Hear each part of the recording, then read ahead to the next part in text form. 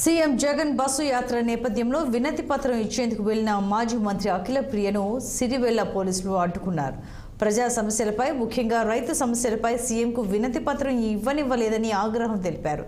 ఈ నేపథ్యంలో ఘర్షణ వాతావరణం నెలకొనడంతో మాజీ మంత్రి అఖిల ప్రియ పోలీసులు స్టేషన్లు నిర్బంధించారు.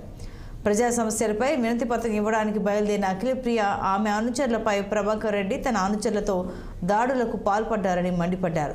తాను పోలీస్ స్టేషన్లో కంప్లైంట్ ఇవ్వడానికి వెళ్తున్నానని, మరి పోలీసులు కంప్లైంట్ తీసుకుంటారో లేదో చూడాలన్నారు. రైతులు పోయి ఒక కాగితం ముక్క ఇస్తామని చెప్తే కూడా దాన్ని కూడా తీసుకోకుండా గంగుల ప్రభాకర్ రెడ్డి గారు రైతుల్ని మీద దాడులు చేయడం జరిగింది. రైతు మీద దాడి చేసినారు. ఇప్పుడు కేసు పెట్టడానికి పోతున్నాము. వాళ్ళు తీసుకుంటారా లేదా అనేది చూడాలా, లేదంటే ఎన్నికల కమిషన్ కి కంప్లైంట్ చేయడం జరుగుతుంది. డిపార్ట్మెంట్ వాళ్ళు మేము దగ్గరుండి తీసుకుపోతామని చెప్తేనే కదా పంపించింది. ఏం సార్ ఇది? సార్ రండి, మీరు మీరు మీరు తీసుకెళ్తామని చెప్తేనే కదా సార్ కొట్టడం ఏంటి సార్?